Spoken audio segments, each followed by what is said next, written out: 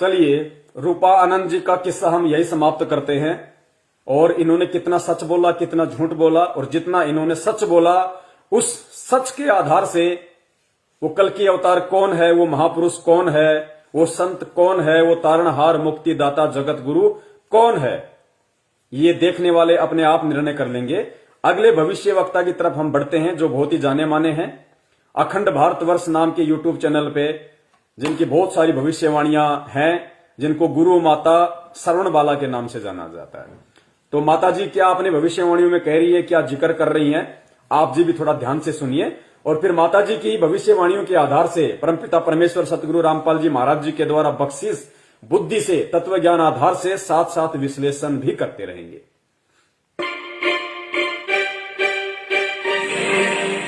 और एक ऐसा ही कोई संत अवतारी जो किसी हिमालय की गुफा में कहीं बैठा हुआ तपस्या कर रहा है, वो व्यक्ति अवतारित होगा। वो ऐसा ही कोई महापुरुष दिव्य शक्ति अवतारी जो हिमालय की गुफाओं में बैठा हुआ तपस्या कर रहा है, वो प्रकट होगा। अब इनको हिसार जेल हिमालय की गुफा दिखाई दे रही है, क्योंकि ये लोग स्पष्ट नहीं देख सकते, क्योंकि गुरुदेव, क्योंकि जेल क्या होती है, जेल कैसी होती है, और जेल एक गुप्त स्थान होता है। तो ये भविष्य वक्ता स्पष्ट नहीं देख सकते। दास ने पहले भी कहा था, ये केवल आइडिया लगाते हैं, भविष्यवाणियों के अकॉर्डिंग आइडिया लगाते हैं, क्योंकि इन्होंने साधु संतों की परिभाषा ही कुछ अलग समझ रखी है।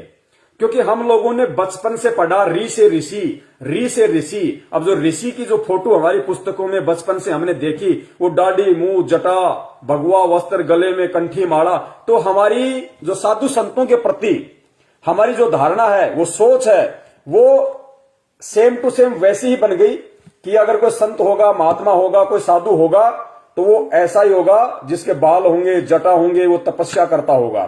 तो उस आधार से ये इनकी अपनी सोच है कि वो हिमालय की गुफा में बैठ के तपस्या कर रहा होगा, जो अब प्रकट होगा। लेकिन ये तो आप और हमें पता है कि हिमालय की गुफा हिसार जेल नंबर 2 है, जिसको ये हिमालय की गुफा कह रही है। सुनिए।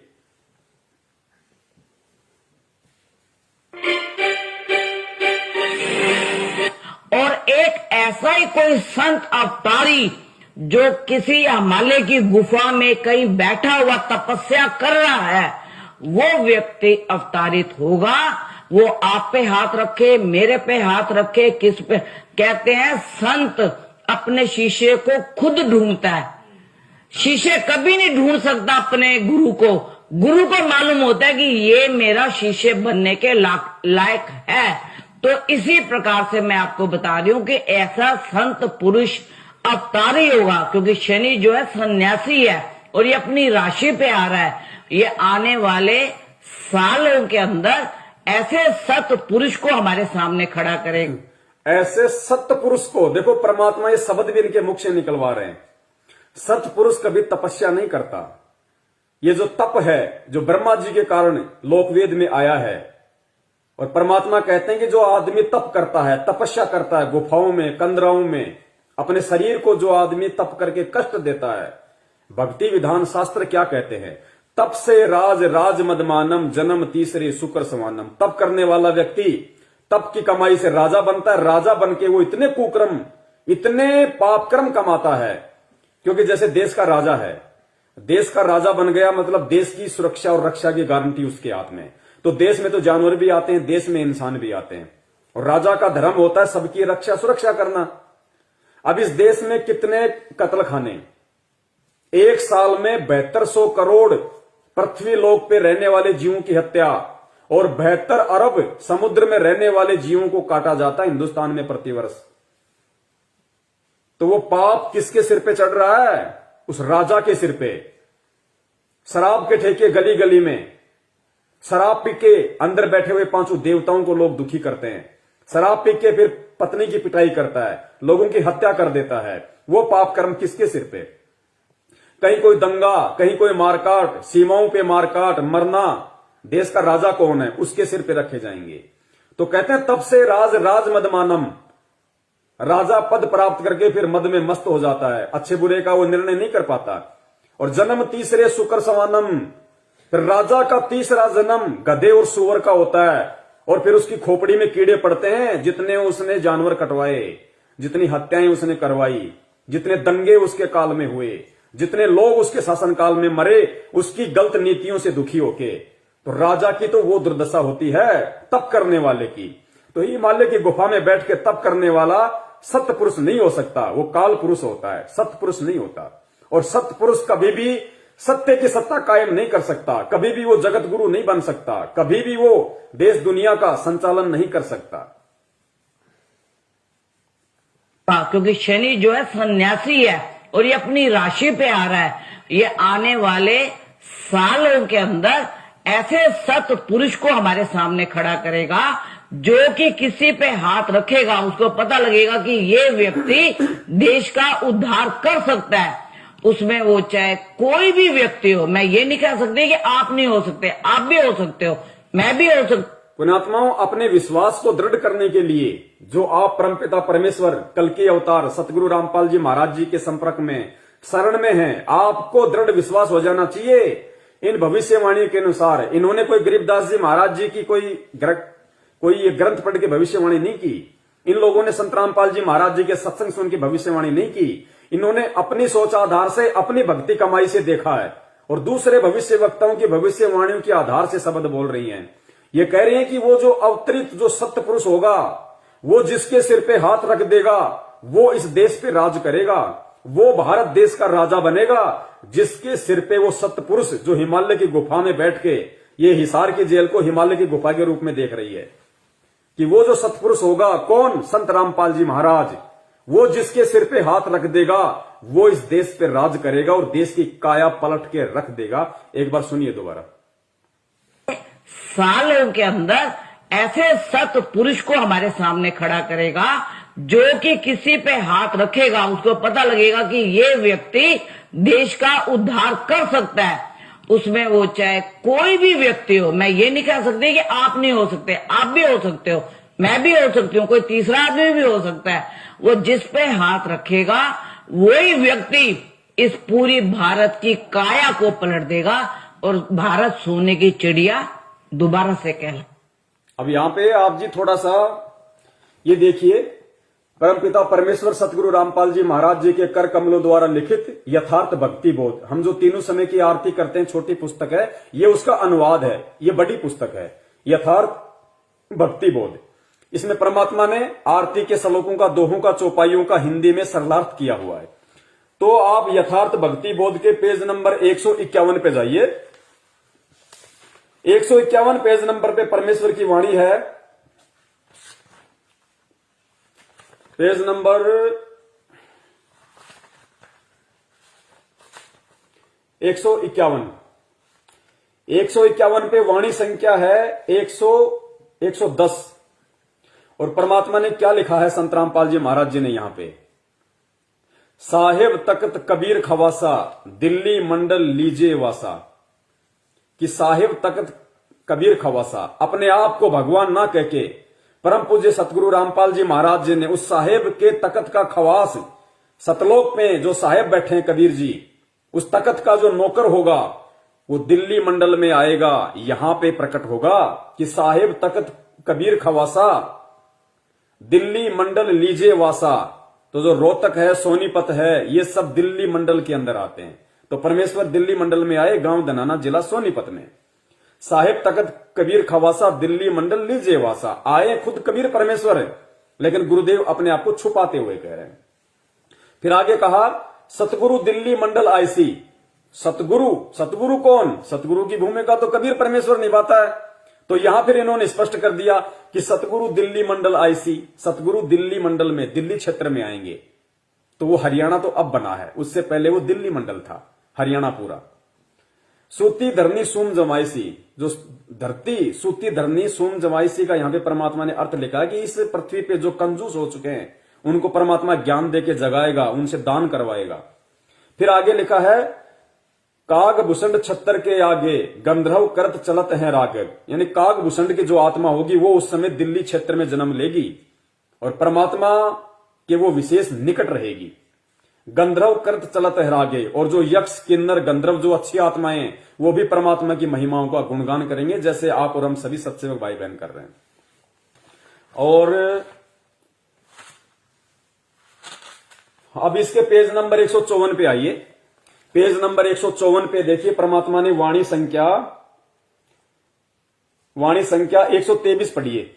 दिल्ली के तकत छत्र फेर भी फिराई सी, खेलत गुप्तार सैन भंजन से फोकट फैन। आगे देखिए, मैयल राजवाला पुरुष सतगुरु दिखलाई सी। मैयल राजवाला पुरुष सतगुरु दिखलाई सी, यानी जो पुरुष होगा, पुरुष कौन? कबीर परमेश्वर, जो सतगुरु रूप में होगा, पुरुष सतगुरु दिखलाई सी। किसको दिखलाई सी? मैयल राजवाला। मैयल राजवाला का मतलब जो राजकाज करने में परिपूर्ण होगा, जिसको राजकाज का ज्ञान होगा, जो भारत देश पे राज करेगा, उस राजा का राज तिलक कौन करेगा? पुरुष सतगुरु दिखलाई सी, जो दिल्ली मंडल में आएगा। सतगुरु रामपाल जी महाराज जी होंगे, जो भारत देश का प्रधानमंत्री बनने के लायक होगा, उस पुरुष का राज तिलक सतगुरु रामपाल जी महाराज जी करेंगे। वो बताएंगे कि ये व्यक्ति देश का शासन करने के लायक है। और नरेंद्र मोदी इस भारत देश के अंतिम प्रधानमंत्री हैं। उनके बाद में बहुत जल्दी परम पूज्य सतगुरु रामपाल जी महाराज जी उस व्यक्ति का राज तिलक करेंगे, जो व्यक्ति देश की बागडोर को संभालने में सक्षम होगा। और नरेंद्र मोदी जी और परम पूज्य सतगुरु रामपाल जी महाराज जी के द्वारा उस व्यक्ति का राज तिलक करना, इस बीच में बहुत भयंकर विनाश होना है, बहुत भयंकर तबाही आनी है। जिस विनाश की बातें भविष्यवाणियों में की गई हैं, जिस तांडव की भविष्यवाणियां की गई हैं कि 15-15 कोस पे आदमी दिखाई नहीं देगा।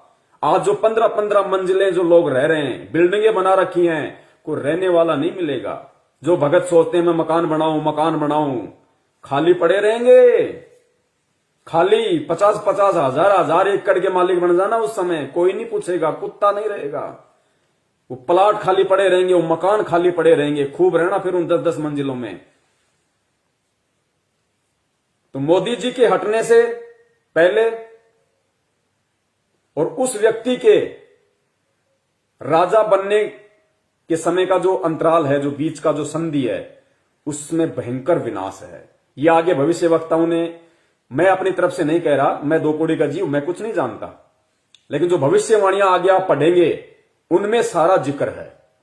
और उन्हीं भविष्यवाणियों को सत्य साबित करती है परम पूज्य परमेश्वर सतगुरु रामपाल जी महाराज जी की वाणी। खुद ये गुरु माता शरणबाला कह रही है कि वो जो सत्य पुरुष होगा, वो किसी ऐसे व्यक्ति को नियुक्त करेगा जो भारत देश की काया पलट कर देगा, जो भारत देश के राजकाज को संभालेगा। और यहां परमेश्वर 250 साल पहले अपनी वाणी में लिख गए थे, आदरणीय गरीबदास जी महाराज जी,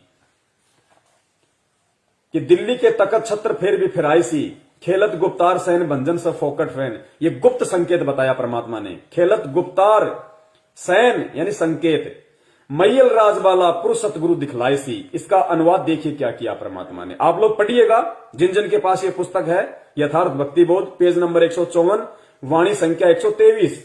शरणार्थ कहते हैं, भारतवर्ष की राजधानी दिल्ली के तकत अर्थात गद्दी सिंहासन पर बैठेगा, उसके सिर पर पुराने राजा महाराजाओं की तरह छत्र फिरेगा, अर्थात छत्र से शोभा की जाएगी। मैयल माहिर अर्थात राजकाज में निपुण, राजवाला अर्थात राजा बनने वाले पुरुष को सतगुरु दिखलाएगा। परम पूज्य सतगुरु रामपाल जी महाराज जी दिखाएंगे कि कौन व्यक्ति भारत का शासक बनने के लायक है। ये गुप्त खेल संकेत से कहा है, ये संकेत कहा परमात्मा ने।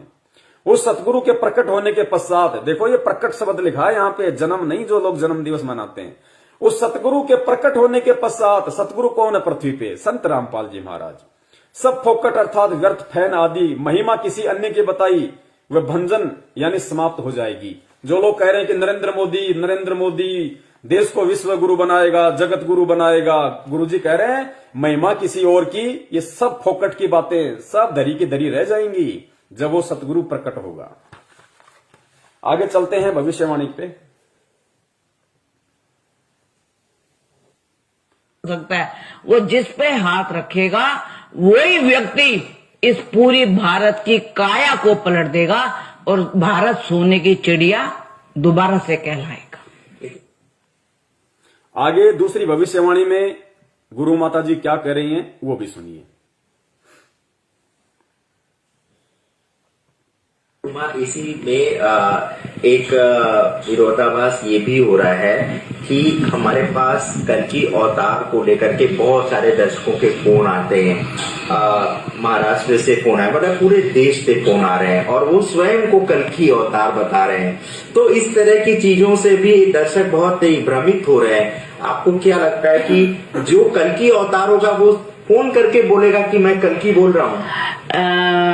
आगे गुरु माता जी से एक व्यक्ति सवाल कर रहा है कि हमारे पास में जब हम YouTube चैनलों पे आप लोगों की भविष्यवाणियां डालते हैं तो हमारे पास में पूरे देश भर से फोन आते हैं और वो लोग पूछते हैं कि भाई कल्कि अवतार कौन होगा। सब लोग कहते हैं कि वो कल्कि आ गया, आ चुका है, जन्म ले चुका है, वो प्रकट हो चुका है, अपना काम शुरू कर चुका है, लेकिन वो है कौन, कहां है, हम उसकी कैसे पहचान करें। और बहुत सारे लोग ये कहते हैं कि मैं ही कल्कि हूं, वो अपने आप को ही वो कल्कि बता रहे हैं कि हम कल्कि हैं, हमारे को पूजो, हमारे को मानो। तो लोग कहते हैं कि हम किस पे विश्वास करें। तो राजमाता जो गुरु माता जो है ये शरणवाला, ये क्या जवाब दे रही हैं अपनी भविष्यवाणी के आधार पे। ये कह रही हैं कि कोई भी व्यक्ति ये नहीं कहेगा कि मैं कल्कि हूं, यानी जो कल्कि होगा, जो सुप्रीम आएगा इस समय, जो दुनिया का तारणहार होगा, जो मुक्तिदाता होगा,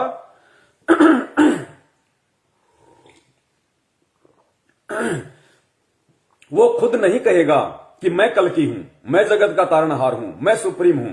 तो फिर कौन कहेगा? तो गुरु माता कह रही हैं कि उसके जो समर्थक होंगे, उसके जो फॉलोवर्स होंगे, वो उनको कल्कि साबित करेंगे, वो उनको सुप्रीम साबित करेंगे। वो खुद नहीं कहेंगे कि मैं कल्कि हूं, लेकिन उनके फॉलोवर्स, उनकी टीम, उनके अनुयायी वो ये साबित करेंगे, वो ये देश दुनिया को बताएंगे कि कल्कि कौन है, सुप्रीम कौन है। ध्यान से सुनिए एक बार।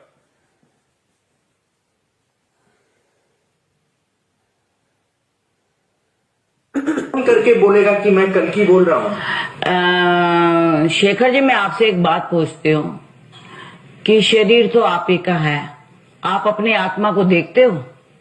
आप बोल सकते हो कि मेरी आत्मा यहाँ चमक रही है या मेरा दिल ये धड़क रहा है, ये मेरा दिल है? आप नहीं बोल सकते ना। तो एक इंसान कैसे अपने आप को कलगी कह देगा? कैसे उसको पहचान है कि मैं कलगी हूं? संतों को लोग पूजती है, ना कि संत अपने आप को। जो अपने आप को पुजवाता वो संत कभी नहीं है। आप ये देखिए, एक डॉक्टर है, हार्ट का स्पेशलिस्ट है, ठीक है, उसको कैसे पता लगता है कि ये हार्ट का स्पेशलिस्ट है? उसने एक ऑपरेशन किया, 2 किए, 3 किए, 4 किए, 10 किए, तो लोगों में उसकी चर्चा हुई। देवरा बाबा को कौन जानता था? कोई नहीं जानता था। और कलगी को क्या पता कि मैं कलगी हूं? किसको पता? हिरणी को पता था कि मेरे अंदर कस्तूरी है, वो बाहर घूमती है, बाहर घूम घूम के खुशबू को ढूंढती है। उसको यही नहीं पता होता कि मेरे अंदर ही तो खुशबू है, कस्तूरी तो मेरे अंदर ही है। जिस दिन इंसान को ये पता लग जाता ना कि मैं मतलब कुछ हूं, या मैं अपनी आत्मा और परमात्मा को जान गया, तो उसका दुनिया से मोह खत्म हो जाता है। तो जो ऐसा कलगी पुरुष होगा ना, आएंगे तो कलगी महाराज आएंगे और उन्होंने इस दुनिया को बदलना है। एक कलगी महाराज मैंने वहां भी सुना था, संभल में अपने आप को कलगी महाराज जी कहते हैं। उनका नाम भी मैं नाम भूल रही हूं उनका। वो अपने आप को कलगी महाराज जी कहते हैं कि मैं कलगी इसमें रुका हूं, यहीं पे इसी मंदिर में कलगी महाराज जी आएंगे, ये मंदिर उन्हीं के लिए है। तो इसकी पहचान कोई नहीं कर सकता। आप अपने मतलब किसी भी, अगर हम अपने पिछले संतों की या भविष्यवाणियों को देखें तो किसी को भी ये नहीं पता था। आप देखो, करोली बाबा को मालूम था कि मैं इतना बड़ा, नीम करोली बाबा को कि मैं इतना बड़ा संत हूं, मैं या इतना बड़ा महात्मा हूं, या मैं इतना। लोगों ने उनको बनाया, लोगों ने उनका दरबार सजाया, लोगों ने सजाया। आज भी लोग वहां पे जाते हैं नीम करोली सरकार के दरबार में, तो उनके आज भी एप्पल की कंपनी का नाम उन्होंने, वो जो एप्पल को एक सेब दिया और उसका आपने देखा उसका निशान, तो उनको लोगों ने नाम दिया, ना कि उन्होंने खुद अपने आप को भगवान माना। उन्होंने अपने आप को भगवान कभी नहीं कहा, लोगों ने उनको माना। और इसी प्रकार कलगी, और ठीक इसी प्रकार वो कल्कि भी, वो सुप्रीम पावर, वो तारणहार, वो मुक्तिदाता अपने आप को मुक्तिदाता नहीं कहेगा, अपने आप को तारणहार नहीं कहेगा, अपने आप को भगवान नहीं कहेगा, अपने आप को कबीर नहीं कहेगा। उसको कौन साबित करेंगे, कौन बताएंगे? उसी के दिए ज्ञान आधार से, उसी की पावर से उसके फॉलोवर्स, उसके सेवक। तो दो प्रकार के फॉलोवर्स हैं। एक तो सतलोक आश्रम मैनेजमेंट हरियाणा वाले, जो उनका जन्मदिन मना के और बोध दिवस मना के उनको अपनी ही कैटेगरी में खड़ा कर चुके हैं, अपने जैसा 2 कौड़ी का जीव मान चुके हैं। और दूसरे प्रकार के वो हैं जिनके विषय में भविष्यवाणियां हो रखी हैं कि एक टीम उनके साथ साथ काम में जुट गई है। तो किसने परमपिता परमेश्वर सतगुरु रामपाल जी महाराज जी का सन 2019 से, यानी 8 सितंबर 2019 से उनका प्रगट दिवस मनाना शुरू किया? केवल सत्सेवकों ने। किन्होंने उनका बोध दिवस नहीं मनाया?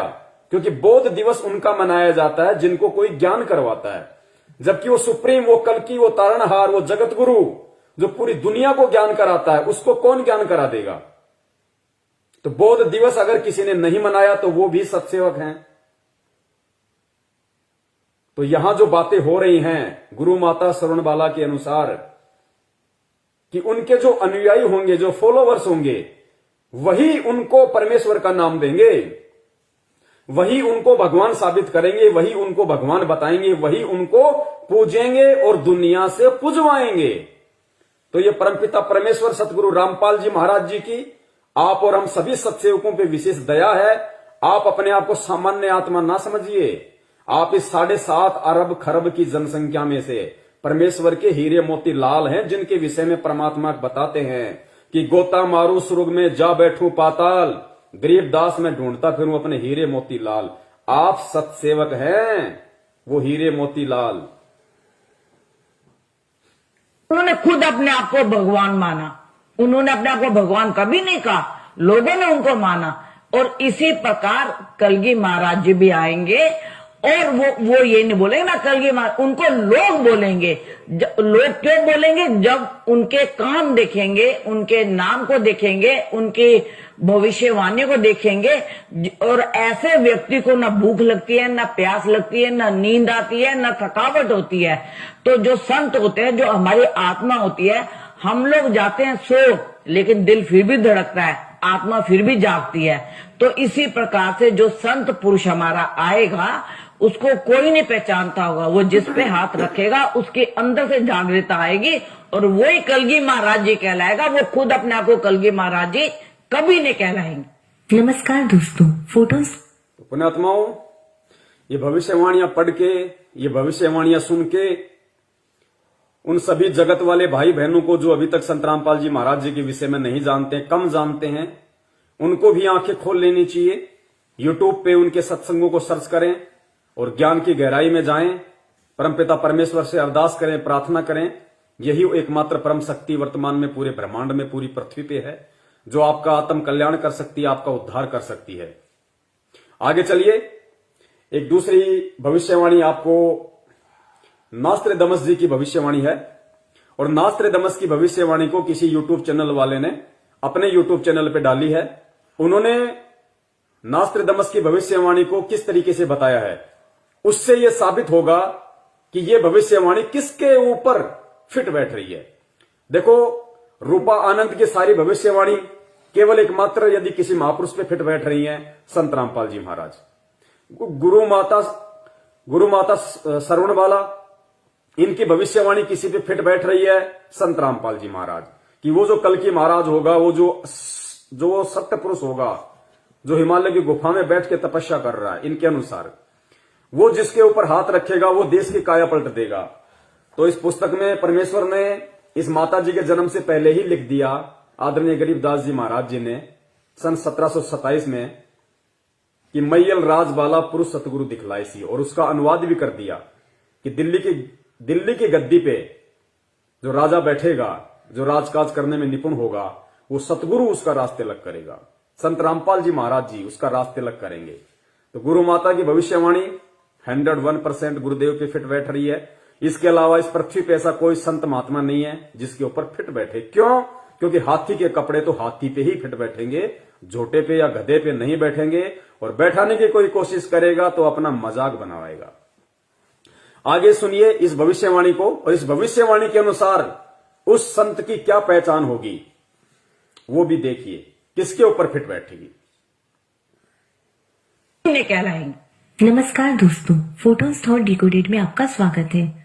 कल की अवतार श्रृंखला में ये तीसरा वीडियो है और आज के वीडियो में हम नास्तिदमस के द्वारा की गई उन भविष्यवाणियों की चर्चा करेंगे जिसमें कि उन्होंने कुछ ऐसे संकेत दिए हैं कि जब भी मुक्तिदाता या शायरन सैलिन का प्रादुर्भाव होगा उस समय किस तरह की परिस्थिति। ये बहन अपने वीडियो में नास्तिदमस की भविष्यवाणी का जिक्र करते हुए कह रही है कि उस संत की पहचान करने के लिए हमारे पास क्या आधार, हम कैसे पहचाने। तो नास्तिदमस ने उस संत की पहचान का तरीका बताया है कि जब उस संत का प्रादुर्भाव होगा, उस कल की अवतार का प्रादुर्भाव का मतलब है जब उसके बुरे समय का दौर शुरू होगा, जब उसका समय बुरा होगा, उस समय क्या परिस्थितियां बनेंगी, और वो संत उस प्रादुर्भाव के समय में, उन विपरीत परिस्थितियों के समय में कहां होगा, किस स्थिति में होगा, ताकि हम उसकी पहचान कर सकें। ध्यान से सुनिए पुण्यात्माओं, इतना दृढ़ता और इतना विश्वास आप और हमारे को अपने पूज्य गुरुदेव जी पे हो जाना चाहिए। दुनिया में कोई दूसरा पुरुष है नहीं जो कि किसी की भी भविष्यवाणी उनके ऊपर फिट बैठ जाए, क्योंकि फिट उसी पे बैठेगी जो हाथी होगा।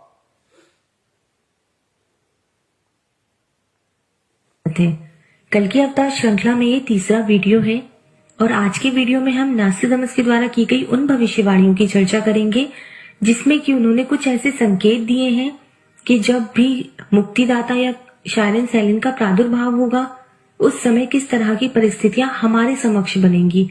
ये सारी परिस्थितियां हमें दिखेंगी, हमें समझ में आएंगी, तो हम जान पाएंगे कि हाँ अब प्रादुर्भाव हुआ है या कौन। ध्यान से सुनना, इसके कहने का मतलब है नास्तिदमस के अनुसार कि जब उस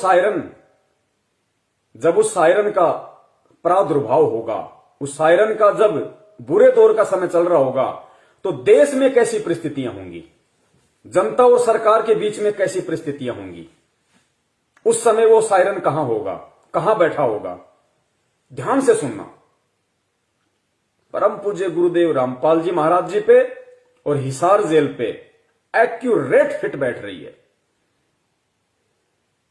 की परिस्थितियां हमारे समक्ष बनेंगी। कुछ ऐसे संकेत दिए हैं कि जब भी मुक्तिदाता या शायरन सैलिन का प्रादुर्भाव होगा उस समय किस तरह की परिस्थितियां हमारे समक्ष बनेंगी। ये सारी परिस्थितियां हमें दिखेंगी, हमें समझ में आएंगी, तो हम जान पाएंगे कि हाँ अब प्रादुर्भाव हुआ है या कौन है मुक्तिदाता। सेकेंड प्रोफेसी मैंने ली है सेंचुरी फर्स्ट का quatrain 84। The moon hidden in deep shadows, her brother passes with rusty color, or her brother becomes bright red in color. The great one hidden for a long time under the eclipses, iron will cool in the bloody wound. यहाँ पर जो बात की गई है, यहाँ पर चंद्र ग्रहण और सूर्य ग्रहण की बात की जा रही है, और ऐसे चंद्र ग्रहण और सूर्य ग्रहण जो कि लगातार हो रहे हैं। अगर नास्तिदमस की भविष्यवाणी को समझना है तो एक बात समझना बहुत जरूरी है कि जब भी वो चांद और सूरज की बात करते थे तो उसे जनतंत्र और राजतंत्र मतलब रिपब्लिक और मोनार्की के जनता और सरकार, जनतंत्र और राजतंत्र से जोड़ के देखा जाता था जब भी नास्तिदमस चंद्र ग्रहण और सूर्य ग्रहण की बात करते थे, क्योंकि भविष्यवाणियों में संकेत होते हैं। तो यहाँ पे जनतंत्र और राजतंत्र की बात होगी कि जब उस सायरन शैली का, उस हिंदू धार्मिक नेता का, उस मुक्तिदाता का बुरा समय चल रहा होगा, उस समय देश में कैसी परिस्थितियां बनेंगी और उसके साथ क्या होगा, वो कहां होगा, वो उसकी पहचान होगी। बहुत जरूरी है कि जब भी वो चांद और सूरज की बात करते थे तो उसे जनतंत्र और राजतंत्र मतलब रिपब्लिक और मोनार्की के संदर्भ में ही रखते थे, और जब भी वो चांद और सूरज की बात करते थे तो वो वहां पर पॉलिटिकल व्यू होता था उनका, वो हर चीज हिडन रखते थे, एक रहस्यमय तरीके से अपनी प्रोफेसी लिखते थे। तो यहाँ पर इन्होंने ये सीधा सीधा इसका यही अर्थ निकलता है कि जनतंत्र के ऊपर राजतंत्र हावी हो जाएगा बहुत खतरनाक तरीके से, तब जब उस मुक्तिदाता का बुरा समय अर्थात उसका प्रादुर्भाव चल रहा होगा, उस दौरान नास्त्रेदमस के अनुसार जनतंत्र पे राजतंत्र हावी हो जाएगा बुरी तरीके से, प्रशासन जनता पे बुरी तरीके से हावी हो जाएगा और जगह जगह विद्रोह होंगे। आज आप देख लीजिएगा परिस्थितियां देश की क्या बन रही हैं। यहां मैं थोड़ा सा मुझे पॉलिटिकल होना पड़ेगा आप लोगों को समझाने के लिए। किसान आंदोलन कब से चल रहा है, अपनी मांगों को लेकर चल रहा है, किसान हितों की बात हो रही थी। किसान कह रहे हैं कि ये हमारा हित नहीं है, हमें ये तीनों काले कानून नहीं चाहिए, हमें नहीं चाहिए आपका हित। लेकिन सरकार जबरन किसानों पे थोपना चाह रही है। सरकार और किसानों के बीच में कितनी जबरदस्त बहस हो रही है, कितनी जबरदस्त नौटंकी चल रही है, पूरी देश दुनिया देख रही है। किसान आंदोलन विश्वव्यापी आंदोलन हो चुका है, पूरे देश दुनिया की नजर किसान आंदोलन पे है। और मैं अपना भी थोड़ा सा व्यूज बता देता हूं कि बीजेपी सरकार किस तरीके से तानाशाही है, निरंकुश सरकार है, किस तरीके से अपनी मनमानियां जनता पे थोप रही है। ये परिस्थितियां बिगड़ेंगी, भयंकर बिगड़ेंगी। हॉलैंड के इजराइल के भविष्यवक्ता कीरो ने तो यहां तक कह दिया कि आने वाले समय में 21वीं सदी के प्रथम में, यानी वर्तमान जो समय चल रहा है, भारत देश में अधिकांश राज्यों में राष्ट्रपति शासन लागू हो जाएगा। यानी हमारे देश में जितने भी 29 या 30 जो राज्य हैं, उनमें से ज्यादातर में राष्ट्रपति शासन लागू होगा, मिलिट्री शासन, गृह युद्ध होगा, सीमाओं पे युद्ध होगा, भयंकर तांडव मचेगा। जब उस सायरन संत का, उस मुक्तिदाता का प्रादुर्भाव चल रहा होगा, जब उसका बुरा समय का दौर चल रहा होगा, तो ये परिस्थितियां होंगी देश की कि प्रशासन पूरी तरह से तानाशाह हो जाएगा, राजतंत्र जनतंत्र पे हावी हो जाएगा। आज देश की परिस्थितियां क्या हैं आप लोगों को अच्छे से पता है। यही अर्थ निकलता है कि जनतंत्र के ऊपर राजतंत्र हावी हो जाएगा बहुत खतरनाक तरीके से, तब जो है मुक्तिदाता जो है वो छिपे रहेंगे कहीं एक जगह पर। तब वो मुक्तिदाता छिपे रहेंगे किसी एक जगह पे। कौन सी जगह है आप लोग अच्छे से समझ गए होंगे, हिसार जेल।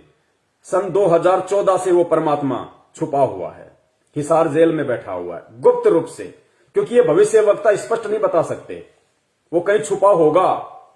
अगर गुरुजी खुले में होते तो सत्संग करते, लेकिन छुपने का मतलब है वो साइलेंट रहेगा, ना सत्संग करेगा, ना किसी से मिलेगा, साइलेंट रहेगा और जनतंत्र पे राजतंत्र हावी हो जाएगा। दोनों बातें एक्यूरेट, फिट। पुण्यात्माओं, 4 घंटे से ज्यादा एक बार में लाइव नहीं चलता, तो अभी टाइम होने वाला है 4 मिनट के बाद में। उसके बाद में ऑटोमेटिक ये डिस्कनेक्ट हो जाएगा और उसके बाद दास दोबारा से लाइव आएगा। तुरंत आप लोग ज्वाइन हो जाइए, क्योंकि बाकी का 1 घंटे के आसपास का वीडियो और है, तो उसको भी आप पूरा देखना, फिर दोनों को ज्वाइंट कर देंगे बाद में। और शंका समाधान आप फेसबुक पे हिंदी में लिखेंगे शंका समाधान पवन दास के साथ, तो आपको ये वीडियो वहां मिल जाएगा।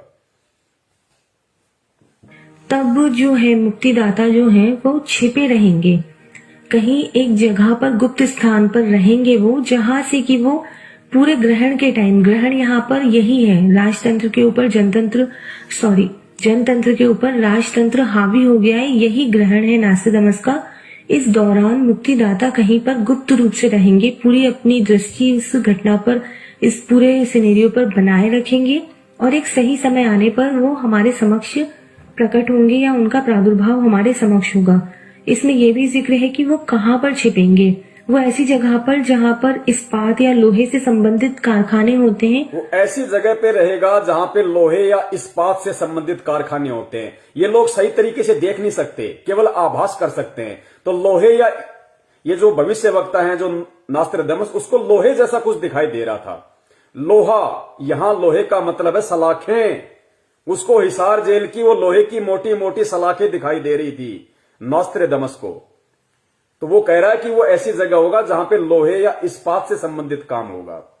तो वो लोहा और इस्पात, क्योंकि जेल के जो दरवाजे होते हैं, जो खिड़कियां होती हैं, वो लोहे के होते हैं, सारा सब कुछ ज्यादातर लोहे का मटेरियल होता है।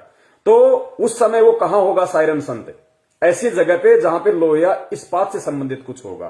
तो जेल का जो गेट होता है, जेल की जो खिड़कियां होती हैं, वो कांच की नहीं होती और बहुत मोटे मोटे लोहे की होती है। तो नास्त्रदमस को अपनी दृष्टि से उस समय कुछ ऐसा लोहे या इस्पात जैसा दिखाई दे रहा था कि जब देश में ऐसी परिस्थितियां, ऐसी विकट परिस्थितियां उत्पन्न होंगी कि राजा लोग जनता पे हावी हो जाएंगे, राजतंत्र जनतंत्र पे हावी हो जाएगा, उस समय वो एक स्थान पे गुप्त रहेगा, साइलेंट रहेगा और पूरे घटनाक्रम पे अपनी दृष्टि बनाए रखेगा और ऐसी जगह रहेगा जहां लोहे या इस्पात का कुछ काम होगा। तो जेल के जो दरवाजे होते हैं, खिड़कियां होती हैं, वो लोहे की होती हैं, इस्पात की। और जेल के चारों तरफ जो बाउंड्री होती है पूरी जेल पे, वो नुकीले कंटीले लोहा होता है, वायर होते हैं, कांटेदार वायर होते हैं पूरी जेल के ऊपर। तो उसको उस समय वो लोहे जैसा कुछ दिखाई दे रहा था जो उसने अपनी भविष्यवाणी में लिखा। लेकिन सत्यता उसकी भविष्यवाणी की ये है, क्योंकि परमेश्वर बुद्धि अपने उन बच्चों को देंगे जो आज उनके शरण में है, वही समझ सकते हैं, दूसरा कोई नहीं समझ सकता।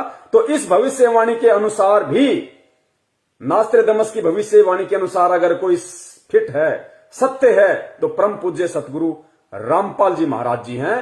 और उनके अलावा पूरी पृथ्वी पे कोई सायरन संत नहीं है, कोई मुक्तिदाता नहीं है, कोई तारणहार नहीं, कोई जगत गुरु नहीं, कोई विश्व गुरु नहीं, कोई देश को आगे नहीं पहुंचा सकता, कोई देश को जगत गुरु नहीं बना सकता।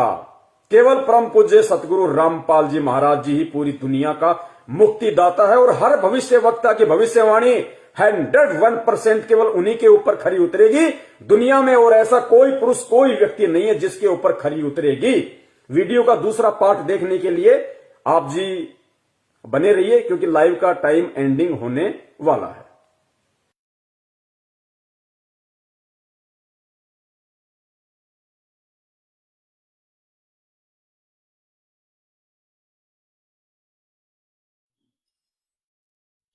भाई सतगुरु तिलक अजप्पा माला युक्त जटा रखवावे।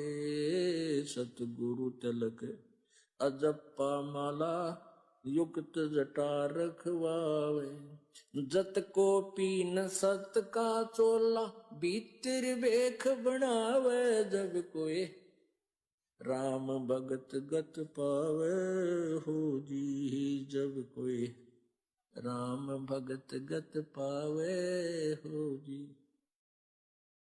भाई लोक लाज मर्याद जगत की तरण जो तोड़े बगावे। लोक लाज मर्याद जगत